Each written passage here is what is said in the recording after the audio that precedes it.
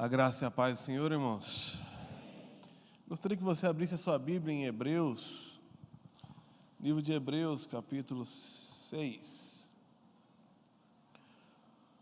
Hoje cedo eu fui atacado com uma rinite umas 2, 3 vezes por ano. Eu acabo pegando essa enfermidade aí, que me acompanha e me dá uma derrubada terrível, mas assim, eu tomo aquele remédio, parece que mais ajuda a ficar mais fraco do que parar de espirrar, mas pela graça de Deus, estamos aí.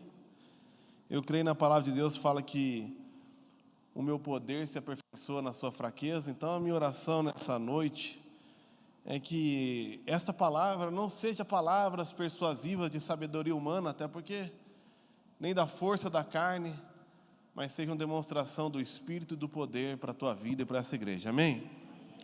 Hebreus capítulo 6, a partir do versículo 9.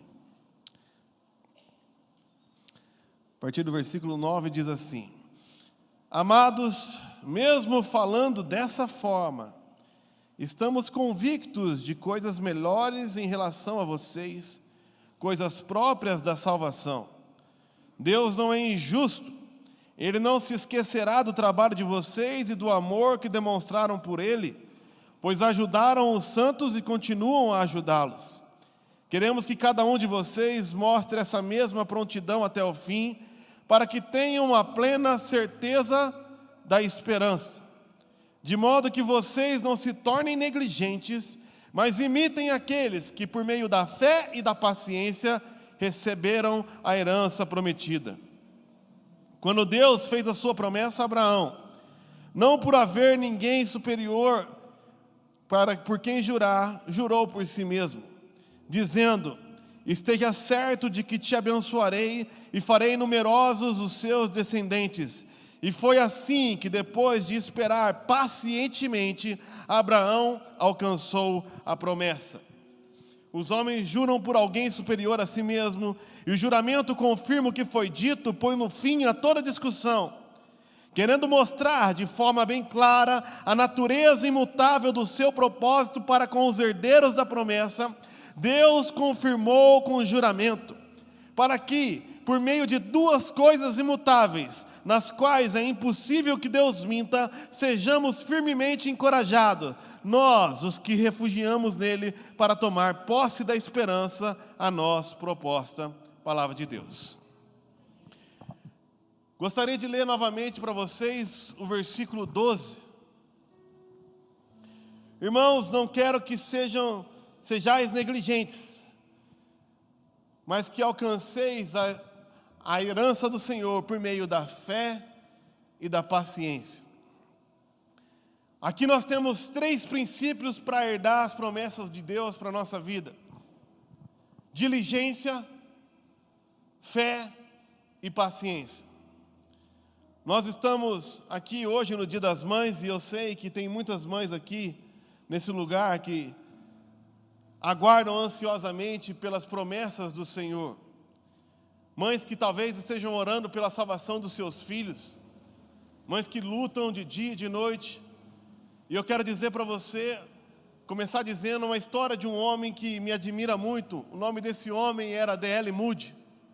D.L. Moody é um pastor que eu me identifico por causa da sua história de vida.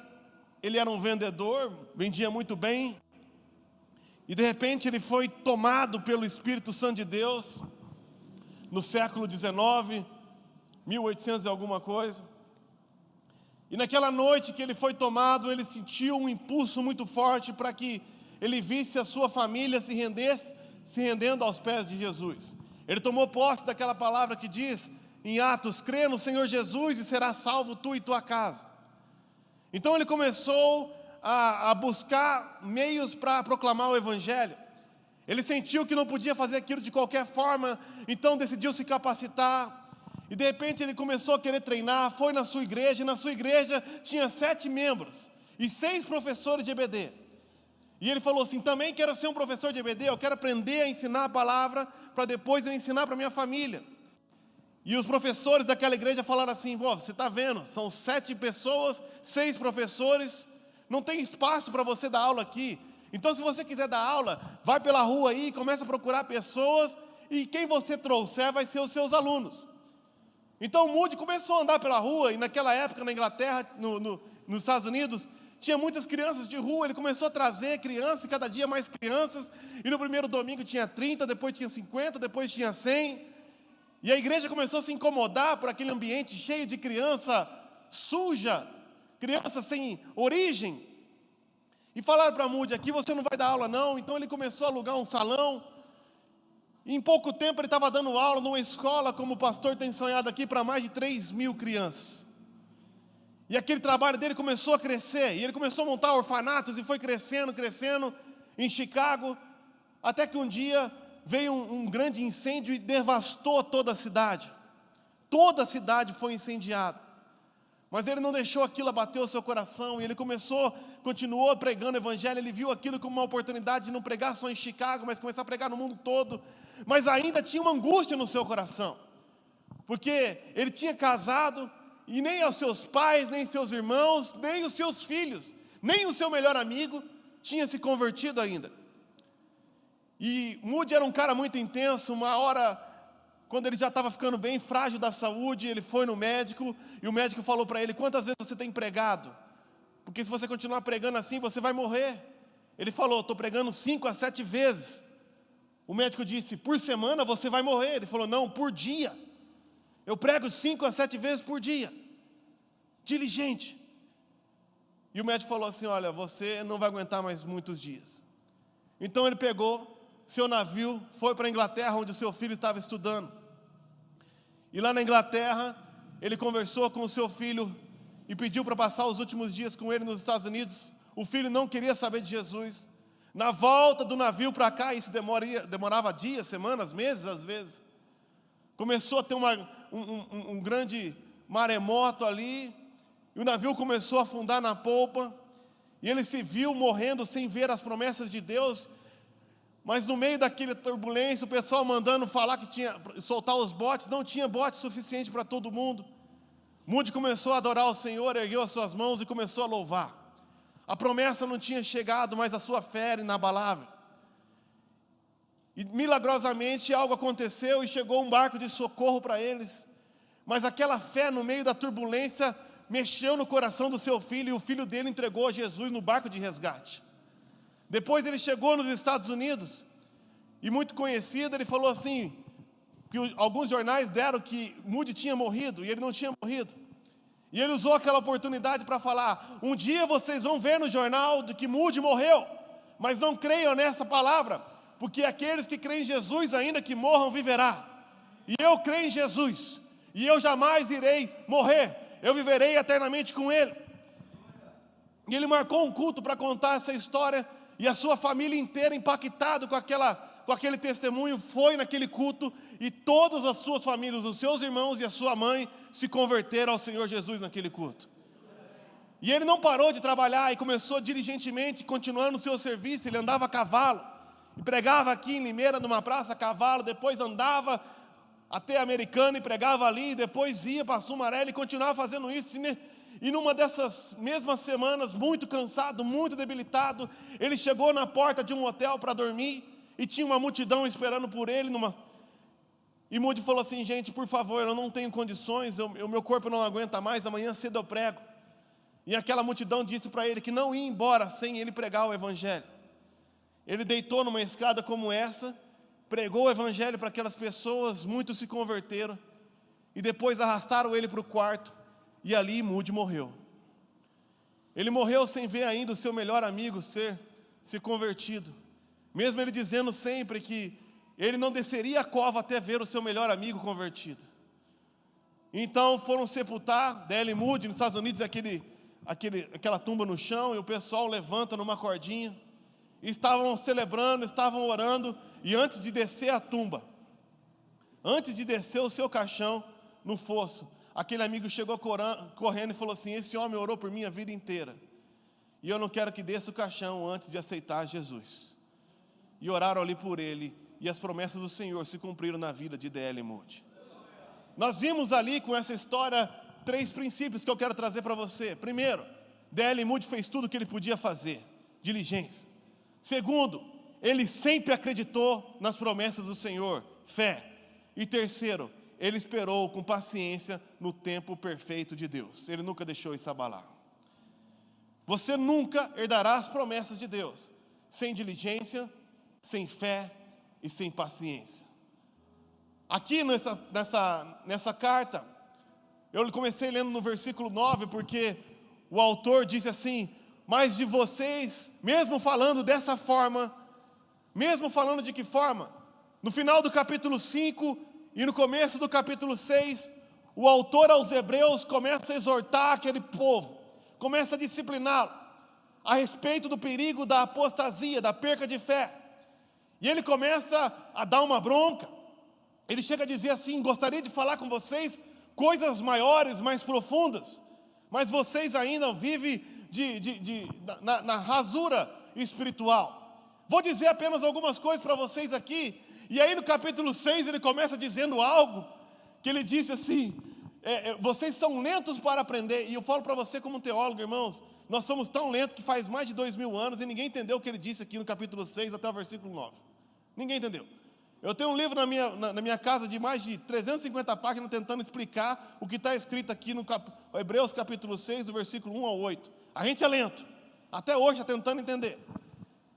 E Paulo, depois de dar essa bronca e falar pesadamente com eles, ele fala assim: mas eu digo isso com um motivo. Quando Deus corrige, Ele não corrige para você ser apenas penalizado. Na mesma carta, em Hebreus capítulo 12, versículo 5, o autor diz assim: meu filho, não desprezes a disciplina do Senhor, nem se magoe com a sua repreensão, pois o Senhor disciplina quem ama e castiga todo aquele que aceita como filho. Suportem as dificuldades, recebendo-as como disciplina. Deus trata como filhos, pois que um filho que não é disciplinado pelo seu pai? Se vocês não são disciplinados, a disciplina não é para todos os filhos. Então vocês não são filhos legítimos, mas sim ilegítimos. Mas Deus nos disciplina para o nosso bem, para que participemos da sua santidade. Nenhuma disciplina parece ser motivo de alegria no momento, mas sim de tristeza. Mais tarde, porém, produz fruto de justiça e paz para aqueles quem por ela foram exercitados. A disciplina é algo que o pai e a mãe têm para o seu filho. Se você é um filho de Deus, você tem que estar disposto e sujeito a receber dele a exortação. Em algumas versões fala assim: não desmaieis quando por Deus forem disciplinados. Tem muito cristão hoje que vive numa cápsula do mimimi. Você não pode chegar para ele e falar: está errado, que ele já se dói, ele já sente ali ofendidinho. Acha que não pode, por ser filho de Deus, ser exortado, ser disciplinado, ser corrigido. E não é exatamente isso que a gente vê na nossa própria casa. Eu tenho 3 filhas, e por amor a elas, eu exorto. Por amor a elas, eu cobro elas. Peço que elas não sejam negligentes. E é por isso que ele fala no versículo 12, antes de falar de fé e de paciência: eu não quero que vocês sejam negligentes. Não tem condição nenhuma de vocês serem negligentes e alcançarem as promessas de Deus. Isso é muito simples. Se você quer herdar alguma coisa da parte de Deus, faça tudo isso com zelo. Trabalhe, se esforce, dedique-se. Porque quem faz as coisas de qualquer jeito não alcança nada. Mas eu tenho fé, não importa. Não importa. Meu avô, antes de morrer, um homem temente a Deus, um homem extraordinário, preparando-lhe para a sua morte, numa fé tão absurda que no dia da sua morte, sem avisar ninguém, ele avisou que ia morrer, colocou seus documentos todos e todas as indicações do seu funeral em João 11, 25, no texto que eu li agora: aquele que crê em mim, ainda que morra, viverá. Essa era a fé do meu avô. Dos 5 filhos homens, 3 são pastores, 4 fez teologia e o 5º fez música sacra. Ele aprendeu a ler a Bíblia sozinho, reconhecendo o nome de João, e o nome dele era João Jerônimo na Bíblia, e assim milagrosamente foi aprendendo. E quando ele estava para morrer, ele foi chamando os seus filhos e os seus netos para dar orientação individual. E ali no leito de morte, meu avô me chamou e falou: meu filho, quando eu tinha 8 anos de idade na Bahia, o meu pai falou para mim que eu já era homem grande, e não tinha mais condições de me sustentar, e se eu era um homem, eu devia ir para a rua e me manter. Então, sem nenhuma formação, sem força, 8 anos de idade, eu fui até um canavial, pedi um emprego ali para cortar cana. Eu sabia que eu era um menino pequeno, franzino, que ninguém ia dar moral para mim, mas eu sabia que se eu trabalhasse mais duro do que todo mundo, ninguém tiraria aquele emprego de mim. Então, se eles me pedissem, sem conhecer a palavra de Deus, para carpir 1 milha, eu carpia 2. Se eles pediam para mim arar a terra ali até tal hora, eu continuava arando. E ele pegou minha mão bem firme e citou para mim Eclesiastes capítulo 9, versículo 10. O que as suas mãos tiverem para fazer, que faça com toda a sua força, com todo o seu coração. Meu filho, o que Deus colocar na tua mão para fazer, faça com toda a sua força. Não importa o tamanho, não importa as dificuldades. Quando Deus chegou para Moisés pedindo uma coisa absurda, libertar 3,5 milhões de pessoas do maior império que existia, o império egípcio, Deus virou para ele e falou assim: o que você tem na mão? Moisés falou: só tenho um cajado. Pode alguém libertar 3 milhões de pessoas com um pedaço de pau na mão? Mas um pedaço de pau, com todo o coração e toda a fé, nas mãos do Senhor, faz maravilhas. Então disse para Deus a Moisés: joga a vara no chão, e virou uma cobra. Pega uma vara e aponta para o céu, cai fogo do céu. Joga na terra, sai piolho. Bate na água e abre o mar. Não importa o tamanho do seu potencial, ou da sua riqueza, ou do seu conhecimento, ou do seu QI, o que está na sua mão para fazer, faça de todo o coração, e o resto Ele fará. Mas você tem que entender, você não pode ser negligente. Você não pode ser negligente na educação do seu filho, e depois de 15, 20 anos, pedir para o pastor orar, porque o seu filho está longe da presença de Deus. Você não pode ser negligente no seu casamento, e depois achar que no acampamento de 3 dias, tudo isso vai mudar. Você não pode ser negligente no trabalho, chega atrasado, sai primeiro, só faz o que o patrão te pede, e acha que vai dar uma promoção. Você não pode ser negligente com a sua empresa, com os seus impostos, contratando mal, fazendo as coisas de qualquer jeito, e achar que vai crescer, porque tem fé em Deus. Faça tudo o que tiver na sua mão. Mas na obra do Senhor, tem uma exortação ainda maior. Jeremias 48, 10, nos traz à memória algo que eu gostaria de começar exortando. Não há chance nenhuma da gente fazer as coisas de qualquer forma, e achar que Deus vai agir. Jeremias 48, 10 diz assim: maldito o que faz a obra do Senhor relaxadamente. Maldito o que faz a obra do Senhor negligentemente. Maldito o que faz a obra do Senhor com negligência. Com negligência. Não há condições. Primeiro papel que você tem que fazer: esforça-te. Existem coisas que Deus não fará por você. Existem coisas que Deus não vai mover uma palha. Pegar um telefone e ligar, Deus não vai fazer isso. Você tem mão. Acordar cedo para trabalhar, Deus não vai fazer isso. Acorda! Se capacitar para estudar, Deus não vai fazer a faculdade por você. Deus não vai entregar o currículo por você. Aquilo que você pode fazer, Deus não move uma palha. Mas existem coisas que você não pode fazer. E para essas coisas existem a fé. A partir do momento que você fez tudo o que você pode fazer, e as coisas se tornam ainda mais impossíveis, aí a gente entra no ramo da fé. A fé é maravilhosa, irmãos. Hebreus 11:6 fala que de fato sem fé é impossível agradar a Deus, porquanto é necessário que aquele que se aproxima de Deus creia que Ele existe e que é um abençoador daqueles que o buscam. Hebreus capítulo 11, versículo 1 fala que a fé é a certeza das coisas que nós esperamos e a prova das que a gente não vê. Prova. A fé é um presente de Deus. Efésios capítulo 2 fala que nós somos salvos pela graça mediante a fé, e isso, a fé, não vem de vós, é um dom, é um presente de Deus. Hebreus também, no capítulo, agora eu me perdi. Hebreus capítulo 12, versículo 2, fala que Jesus é o autor e consumador da nossa fé. Mas tem uma coisa que eu gosto muito a respeito da fé, e é o que a gente encontra em Romanos 10, 17. A fé vem por ouvir a palavra de Deus. Quem é a palavra de Deus? 1 João 5, 7 fala, são três os que testificam no céu: o Pai, a palavra e o Espírito. Se você não pegou, ele está falando que a palavra não é uma coisa, a palavra é uma pessoa. A palavra é Jesus. Por isso João capítulo 1 fala, no início era a palavra, e a palavra era Deus, e a palavra estava no começo com Deus, e tudo que foi feito por intermédio da palavra, e a palavra encarnou e habitou entre nós. A palavra é Jesus. Jeremias, eu gosto muito que nas cartas proféticas fala assim, veio a palavra do Senhor e disse. A palavra disse ao profeta. Quando você ouve Jesus falar no seu coração uma promessa, aí vem a fé. Aí vem uma fé inabalável.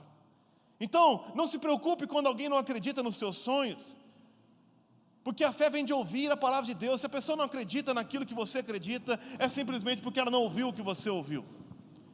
Não se abale pelos outros. Fica firme naquilo que você ouviu da parte de Deus. É toda a prova que você precisa. Eu brincava lá em Londrina, se você não tem a fé que eu tenho, não desfezes a minha fé. Eu inventei essa palavra, eu sei. Mas não desfeze a minha fé não.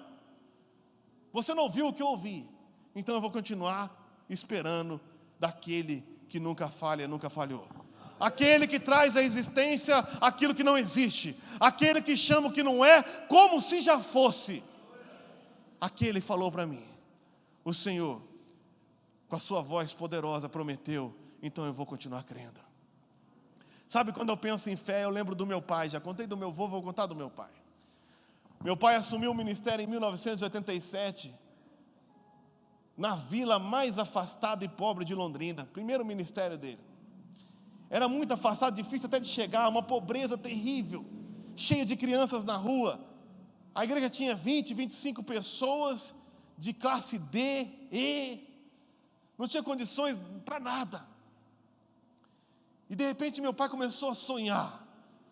Ele começou a falar, como o pastor estava falando aqui, nós vamos fazer aqui, nós vamos fazer aquilo, vamos fazer aquilo outro. E do lado da igreja tinha um terreno enorme, se eu não me engano era 6 mil metros quadrados.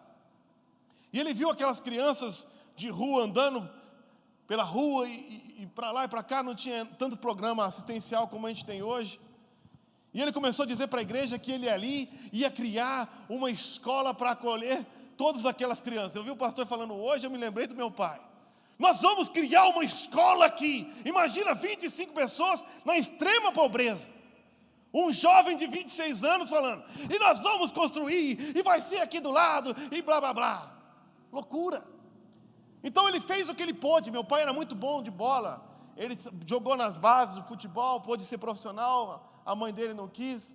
Então ele começou a juntar naquele matagal, aquele terreno cheio de torrão de terra assim, e falou, vamos montar uma escola aqui. Pegou uma bola, que é tudo que ele tinha, chamou a molecada na rua e falou que ia ensinar os meninos a ser jogador de futebol, para mudar a vida deles e mudar o futuro. Nós temos a foto dos primeiros dias até hoje. Nessa foto tem um menininho loirinho, bem loirinho mesmo, ele se destacava assim, porque o cabelo dele era quase albino, o apelido dele era Babalu. Hoje você conhece esse menino, se você acompanha futebol, porque o nome dele é Rafinha. Ele está jogando no São Paulo hoje, jogou no Flamengo, jogou no Bayern de Munique. Quando ele saiu do Curitiba, o seu primeiro salário foi um prêmio de 2 Mercedes X6, BMW X6 e 600 mil euros. Porque um maluco acreditou nele. E meu pai falou assim, mas não é só futebol, nós vamos montar uma escola. E quando meu pai começou a falar isso, irmão, você imagina, pastor, a cara dos irmãos para ele, depois do culto. Ninguém acreditava. E aí eu quero dar um testemunho para você. Meu pai fez uma música. Meu pai é um compositor, ele tem mais de 300, 500 músicas. Meu pai faz um monte de música. Mas essa foi a primeira música que ele fez. E eu sei dela de cor até hoje. Eu vou orar e eu lembro dessa música porque ele cantava ela de dia e de noite. Ele cantava Agape, Agape, Agape é o projeto que eu vou construir. Agape é amor incondicional. Agape, Agape, Agape é o projeto que eu vou construir. E aí pela fé ele entrava na segunda parte, pastor. Ele falava, eu vi muita gente não acreditar. Ele via mesmo. Eu vi muita gente duvidar, eu vi muita gente criticar, mas vi Jesus Cristo confirmar. E ficou cantando, cara. Eu vi essa coisa o dia inteiro. Eu vi muita gente... Oh, meu Deus, lá veio o pai. Ele voltava para a nossa casinha, na beira da igreja. Ele, HP, falou, oh, Senhor. Um dia o Belinati, o prefeito mais corrupto da história de Londrina, foi lá no Cincão. E foi na igreja católica e falou assim, nós temos que fazer um projeto para essas crianças. Olha como Deus trabalha por um jeito assim, nada a ver. O padre falou assim, eu já ouvi o pastor da Batista cantar uma musiquinha, parece que tem um projeto. O padre falou para o político que foi lá na igreja, pastor, você tem um projeto? Tenho. Oh, tenho. Pegou um papel sulfite e escreveu. É o que ele pode. Então o Belinati falou assim, então esse terreno aqui do lado é seu. Só tem um problema, é uma praça, a Secretaria do Meio Ambiente não vai liberar, tem que ver na Câmara de Vereadores. E meu pai foi, cara, pegou aquele papel de sulfite e foi, e tentou, e ninguém abria a porta para ele, ele não era ninguém. Um dia ele estava desistindo, saindo assim da porta, ele encontrou a vice-governadora, Emília Belinati, ele chorando. E ela falou assim, o Belinati, teu marido, que era o marido, falou que eu tinha um projeto aqui, mas ninguém me ouve. Ela abriu com ele lá, fiz uma luta com o Ministério a Secretaria do Meio Ambiente. Não sei como, irmão, só sei que conseguiu a doação daquele terreno de 6 mil metros para a igreja. Aí você acha que os irmãos na igreja ficaram assim, no aleluia, glória a Deus? Os irmãos falaram assim, e agora, como é que vai construir? Que adianta ter 6 mil metros quadrados? Meu pai continuava, eu vi muita gente não acreditar. Meu pai não sabia falar inglês e no Brasil não tinha dinheiro para fazer o que ele queria. Então ele começou a escrever o projeto e procurar uma pessoa em Londrina que falasse inglês. Em Londrina tinha a casa de Davi, vocês já ouviram falar da casa de Davi? Aí ele foi falar com o Mike Shea. Mike Shea traduz essa música aqui. Porque o Mike Shea tinha uma música, ele falava, vem meninos de rua, vem meninos de rua. Meu pai falou assim, Mike Shea, traduz essa música, esse projeto para mim mandar para os Estados Unidos. Ele falou assim, não vou traduzir. Nós vamos tirar os meninos de rua pela intercessão. Aí meu pai falou assim, eu vou tirar pela ação. Achou um outro doido que traduziu. Mandou para meio mundo nos Estados Unidos. Não é que teve uma junta que mandou para ele um dinheiro equivalente hoje em torno de 10 milhões de reais. Então meu pai foi na Plaenge, pediu para construir o projeto. Estou resumindo a história para você. Fizeram a construção do projeto. E pela primeira vez na história de Londrina, fizeram uma assembleia extraordinária fora da Câmara de Vereadores, na quadra do projeto, com a presença de diversos deputados estaduais e federais e o governador do estado do Paraná. E no meio daquilo tudo, pastor, meu pai só lembrava de uma coisa, eu vi muita gente não acreditar. E meu pai, guardou aquilo no coraçãozinho, pegou todas as criancinhas, filhas dos irmãos da igreja, botou eles numa capinha de coral de vermelho, e a hora que for inaugurar, meu pai falou assim, peraí pessoal, só tem uma coisinha aqui. E botou as crianças no pedestal da bandeira, e as crianças começaram, Agape, Agape. E no refrão, eu vi muita gente, aí os irmãos da igreja assim, E meu pai, eu vi muita gente não acreditar, eu vi muita gente, mas vi Jesus Cristo confirmar.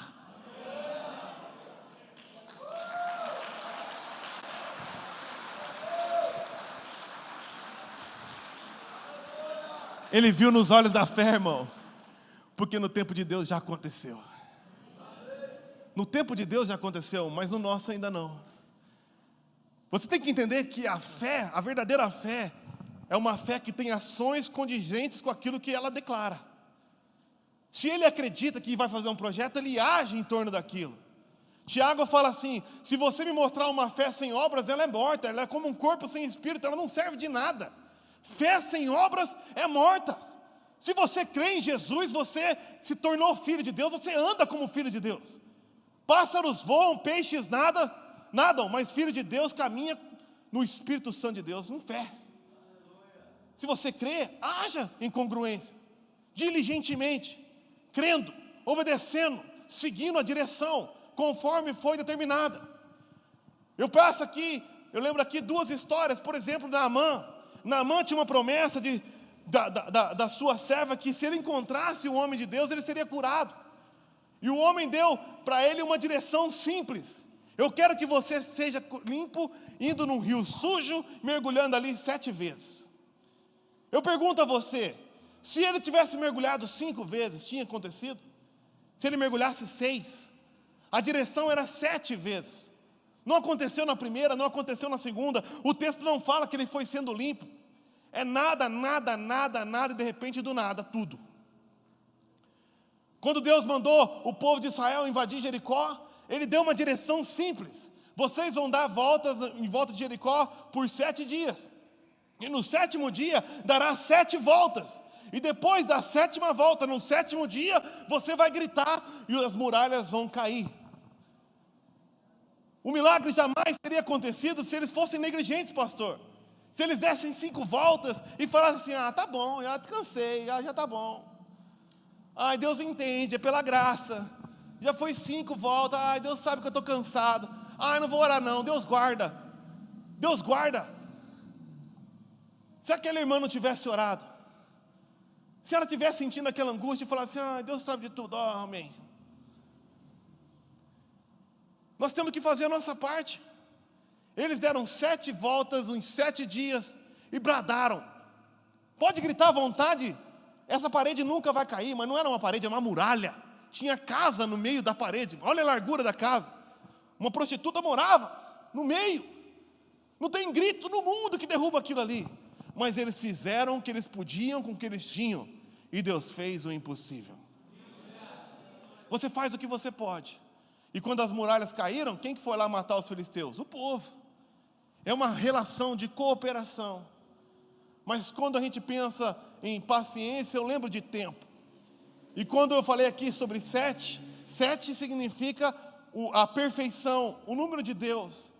Então o que eu aprendo com essas passagens é que as coisas vão acontecer se você for diligente e crer, mas no tempo perfeito de Deus. Não é no teu tempo, não é na hora que você quer. Porque se Deus fizesse tudo na hora que eu quero, no jeito que eu quero, como eu quero, não é Ele Deus, Ele é só um meio. Ele é um gênio da lâmpada, o Deus sou eu. Deus é o nosso Pai. E assim como um bom pai e uma boa mãe, aproveitando o dia de hoje, sabe a hora certa de dar as coisas para o seu filho, o nosso Pai Celestial sabe a hora certa de dar a tua promessa também. Então você tem que continuar crendo que as coisas vão acontecer, talvez não no dia que você quer. Talvez ainda não aconteceram, não porque lhe faltou fé, mas porque não chegou o tempo perfeito de Deus. Isso é muito importante.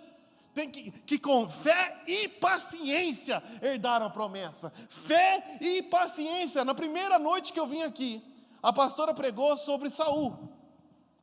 Saul não teve paciência de esperar Samuel. E o que adiantou? Ele perdeu o reinado por falta de paciência. Se você for estudar a história do filho pródigo, você vai ver que o grande pecado e erro dele foi querer pular etapas, pedir a herança do pai antes da hora certa. E aquilo trouxe imenso prejuízo para a vida dele. Não adianta ter fé e querer pular processos, pular etapas, querer fazer as coisas na imposição. Deus age certo na hora certa. Deus não se impõe. Deus não se deixa ser imposto. Abraão era um homem que creu. Quem duvida que Abraão creu? Mas não teve em determinado momento a paciência.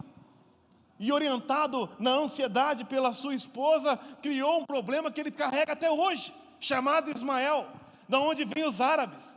E até hoje o filho da promessa, Israel, está sofrendo na mão dos ismaelitas, porque faltou paciência. Eu quero exortar vocês nessa noite a terem paciência, porque se você não tiver paciência, pode criar para você problemas permanentes. Descanse no tempo exato e perfeito de Deus. Não importa, continue fazendo, nada parece que vai acontecer. Continue fazendo. Nosso Deus é um Deus do de repente. Ele disse para José: os seus irmãos vão se prostrar diante de você. Poucos tempos depois, por causa desse sonho, era ele que estava prostrado no fundo de um poço diante dos seus irmãos, vendido como escravo. Não fazia sentido a promessa de Deus. Depois trabalhou diligentemente na casa de Potifar, continuou crendo no Senhor, porque você não vê em nenhum momento José murmurar. E honestamente ali, agindo, foi injustamente lançado na prisão. Mas ele continuou crendo em Deus e continuou sendo diligente, a ponto de ser um prisioneiro exemplar. Um prisioneiro injusto exemplar, a ponto de darem a chave da prisão na mão dele, porque ele era um homem diligente que cria em Deus. Se você for analisar esses 13 anos da vida dele, não existiu ali nenhuma perspectiva humana que avisasse para ele que ele estava acontecendo. Como talvez para você que está aqui nessa noite, que tem promessas de Deus na tua vida, e que quando você olha para o que está acontecendo à sua volta, você não vê nenhuma perspectiva de que está próximo a acontecer. Mas nós não somos guiados por vista, nós somos guiados pela fé. Não importa o que você vê ou não, a fé é a prova das coisas que eu não vejo. E de um dia para a noite ele acordou na prisão e dormiu no trono. Nosso Deus é poderoso. Então eu queria trazer para você alguns salmos de Davi, para que você descanse no Senhor nessa noite. Eu vou ler alguns aqui. Uma outra questão que nos tira um pouco a paz, pastor, e faz a gente perder a paciência também, é o que o salmista chama de inveja dos ímpios. Muito cristão perde a paciência, sabe aquela inveja dos ímpios? Poxa vida, pastor, oh Deus, eu estou fazendo tudo certo e aquele miserável foi promovido. E eu estou vindo aqui, meu carro parece que é o carro da dengue. Você já teve aquele carro da dengue? Eu tinha. Vai soltando fumaça para todo lado, matando os mosquitos. Ou às vezes você tem aquela preocupação de que um incircunciso, para usar o termo que o pastor usou semana passada, um incircunciso vai tirar e vai roubar a bênção de você, porque ele vai se levantar, e ele vai se impor, e ele vai manipular. E eu quero trazer para você nessa noite, a palavra de Deus, plena paz no seu coração para você continuar esperando.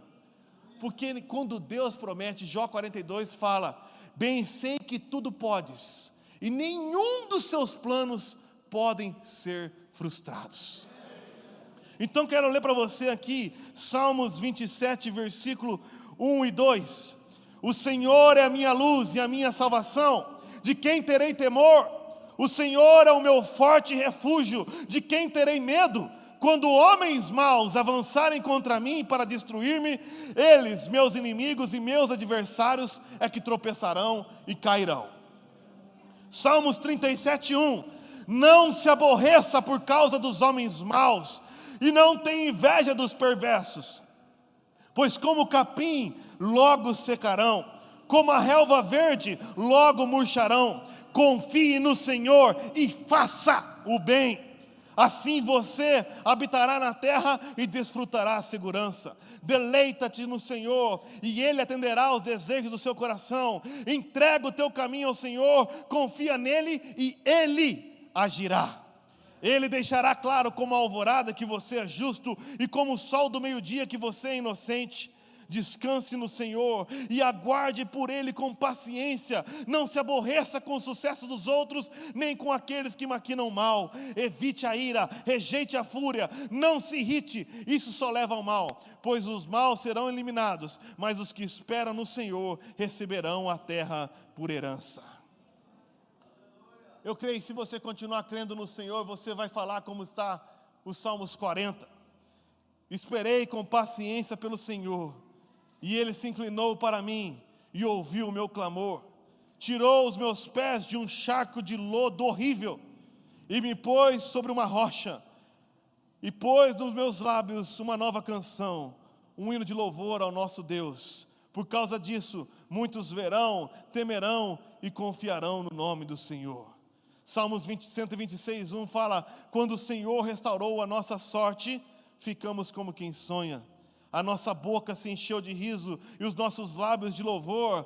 Com efeito, grandes coisas fez o Senhor por nós, por isso estamos alegres. Restaura, Senhor, a nossa sorte como as torrentes do Neguebe, e os que com lágrimas semeiam, com júbilo ceifarão. Quem sai andando e chorando enquanto semeia, voltará com júbilo, trazendo os seus feixes. Por isso, Hebreus 10:35, não abra a mão da confiança que vocês têm, ela será ricamente recompensada. Vocês precisam perseverar, de modo que, quando tiverem feito a vontade de Deus, recebam o que Ele prometeu. Pois em breve, muito em breve, aquele que vem virá e não demorará. Mas o meu justo viverá pela fé, e se retroceder, não me agradarei dele. Nós, porém, não somos dos que retrocedem e são destruídos, mas dos que creem e são salvos. Palavra de Deus. Coloque-se de pé, irmãos, eu quero orar por você. Feche seus olhos. Espírito Santo de Deus, eu ministrei a palavra, agora o Senhor ministra aos corações dos seus servos, ó Pai. Eu quero que você saia dessa noite ouvindo a palavra de Deus, dizendo ao seu coração: espera no Senhor, descansa nele. Eu quero ler para você de novo Salmos 37, versículo 7. Descanse no Senhor e aguarde com paciência por Ele. Entrega teu caminho ao Senhor e Ele agirá. Você já fez tudo o que você podia fazer, mãe? Agora é o Espírito Santo que vai fazer. Eu quero orar por algumas pessoas nessa noite aqui, se o pastor me permitir. Em primeiro lugar, no começo aqui, no meio do culto, a pastora chamou as mães aqui. Mas se por um acaso você ainda não é mãe, porque a medicina diz que você não pode, eu quero dizer para você que o nosso Deus é um Deus que faz da estéril alegre mãe de filhos. Se você crê no Senhor Jesus, eu quero que você receba essa palavra de Deus. Não confie no que eu estou dizendo. Nós adoramos um Deus que faz da estéril alegre mãe de filhos. Eu quero orar também pelas mães e pais que estão sofrendo pelos seus filhos aqui. Aquela palavra que Mude se apegou, eu quero que você se apegue também.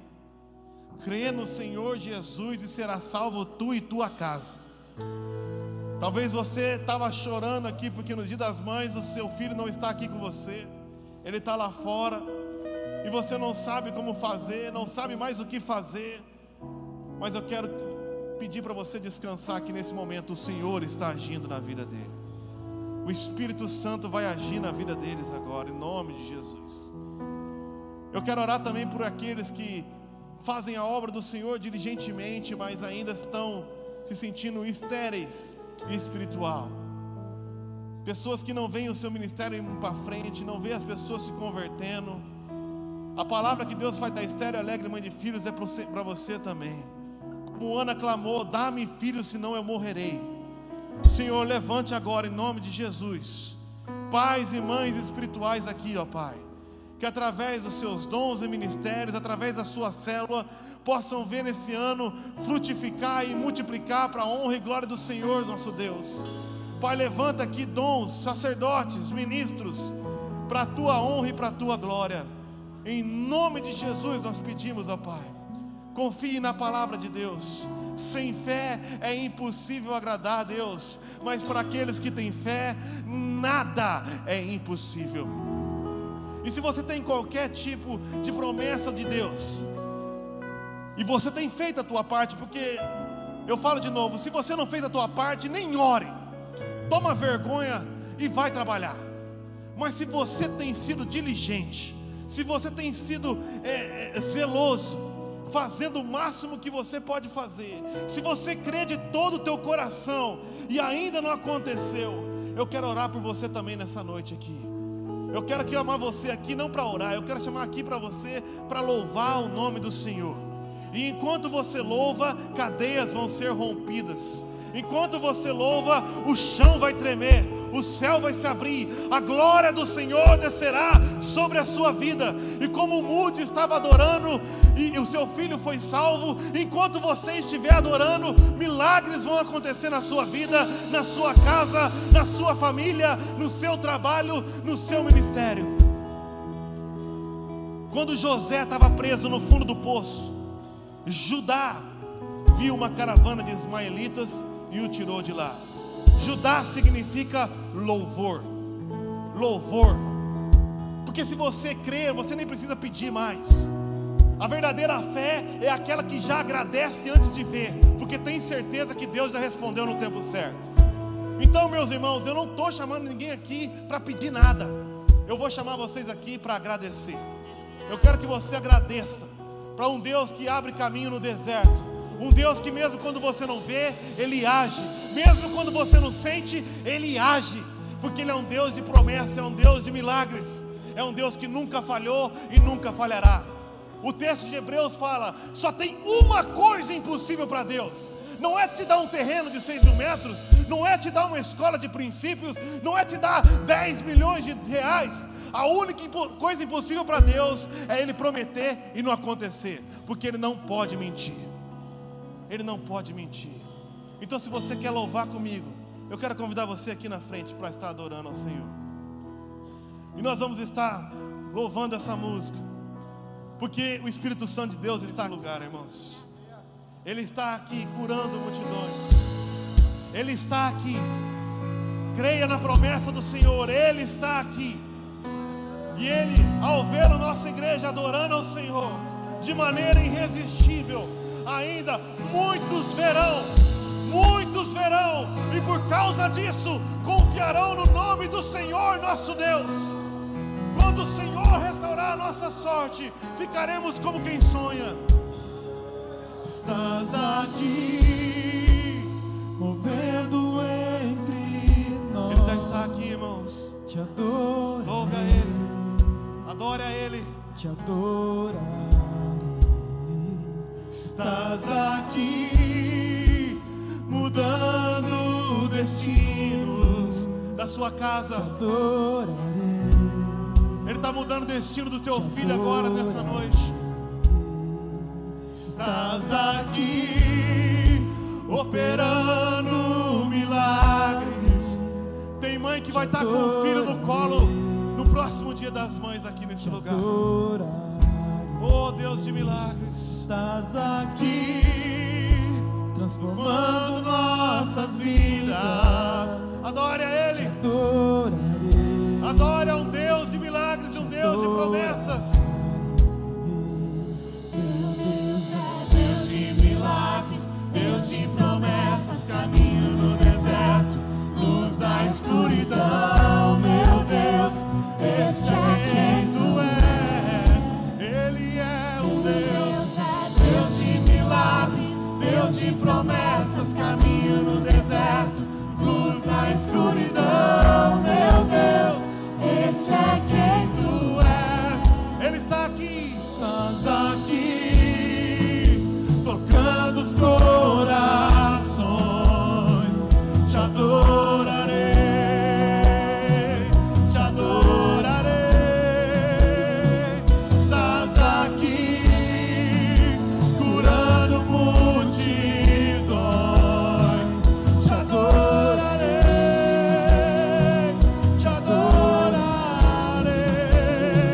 Estás aqui, restaurando corações. Te adorarei, te adorarei. Estás aqui, transformando histórias. Te adorarei, te adorarei. Meu Deus é Deus de milagres, Deus de promessas, caminho no deserto, luz na escuridão. Meu Deus, esse é quem É sobre Ele. Tudo é sobre Ele. Meu Deus é Deus de milagres, Deus de promessas, caminho no deserto, luz na escuridão. Meu Deus,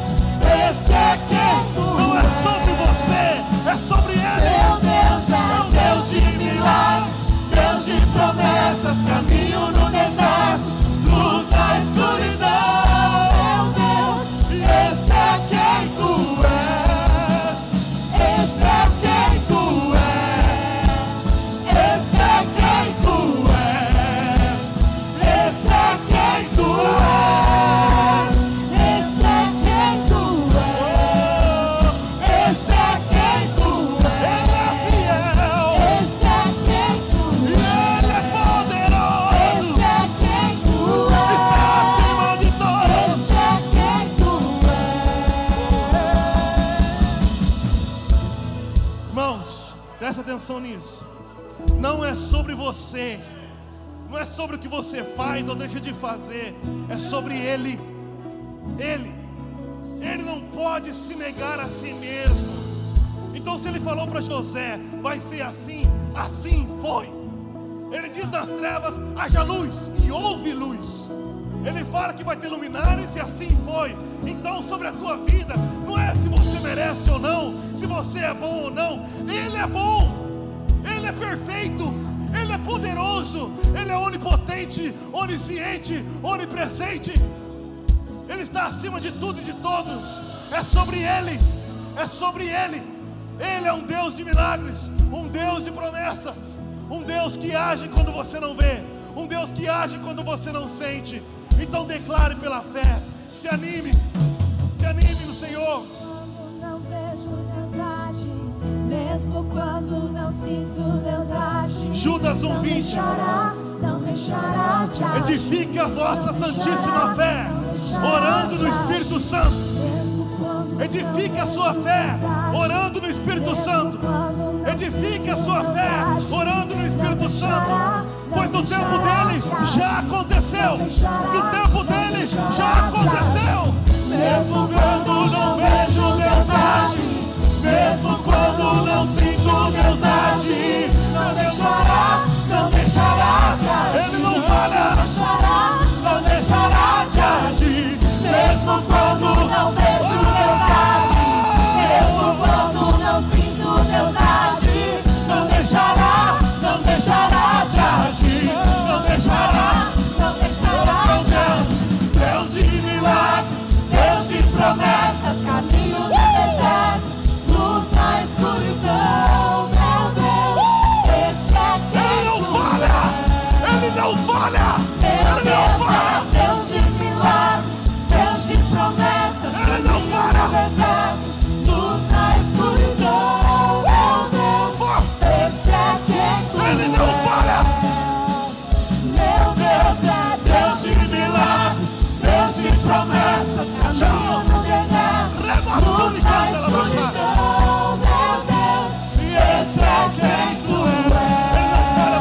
Esse é quem tu és. Esse é quem tu és. Esse é quem tu és. Esse é quem tu és. Esse é quem tu és. Esse é quem tu és. Esse é quem tu és. Esse é quem tu és. Deus de milagres, Deus de promessas. Caminho no Deserto, luz na escuridão, meu Deus, esse é quem Ele é lindo demais. Meu Deus, Deus de milagres, Deus de promessas, caminho no deserto, luz na escuridão, meu Deus, esse é quem tu és. Meu Deus é um Deus de milagres, Deus de promessas, caminho no deserto, luz na escuridão, meu Deus, esse é quem tu és. Aí, pastor. Meu Deus é Deus de milagres, Deus de promessas, caminho no E deserto, vai alcançar o na Brasil. escuridão, meu Deus, E vai alcançar o esse Brasil. é quem tu és. E vai alcançar o Brasil. Deus de milagres, Deus de promessas, caminho no deserto.